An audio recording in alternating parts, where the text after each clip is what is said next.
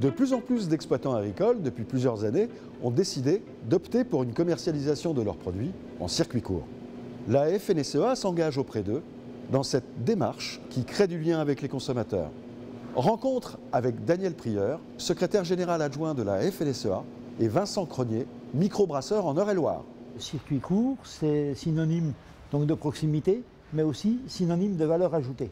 Et ces thèmes, c'est des thèmes que nous travaillons à la FNSEA pour pouvoir aller vers plus de revenus pour l'agriculture et aussi plus de liens sociaux, plus de contacts avec nos consommateurs. Les trois quarts de notre chiffre d'affaires est réalisé localement, voilà, dans près de 500 points de vente, tout confondu au travers du département. Donc l'identité de notre produit, l'Eurelienne, d'ailleurs, c'est vraiment, l'Eurelienne, c'est le nom qu'on donne aux habitants de l'Eure-et-Loir. Donc on veut vraiment que les gens s'y retrouvent au travers de ce produit. Ce lien se crée à travers les produits, mais souvent, quand des consommateurs se déplacent sur une ferme, ils veulent aller plus loin.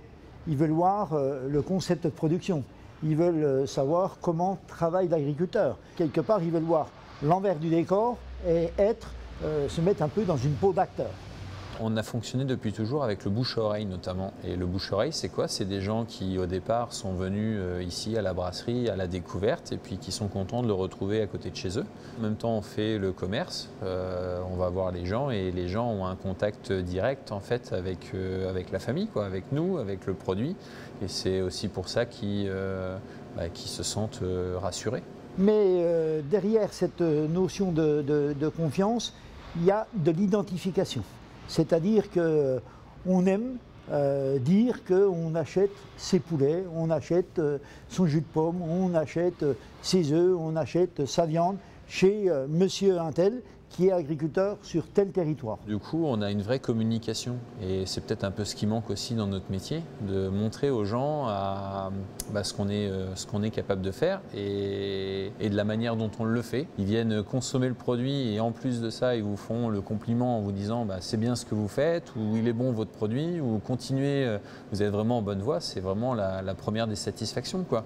Qui dit circuit court, dit aussi investissement dans les exploitations, dit aussi normes sanitaires, normes environnementales à respecter. On a des rapports avec d'autres administrations qui qualifient ou ne qualifient pas l'agriculteur dans cette fonction de commerçant. Vraiment content de pouvoir aboutir en fait à un produit transformé, donc en partant d'une matière première que l'on produit sur la ferme et de pouvoir dire voilà, ma matière première, je sais ce que ça me coûte à la produire, je sais ce que ça me coûte à la transformer, je connais mon coût de revient, mais je peux aussi le commercialiser à un prix qui va être rémunérateur. Le projet de la FNSEA, ce n'est pas d'avoir un modèle unique. C'est justement la diversité des modèles qui nous intéresse. Et ce qui nous intéresse, c'est qu'on ne le fasse pas simplement dans un esprit bricolage, mais qu'on le fasse dans un esprit pro, dans un esprit qui amène de la durabilité dans les projets.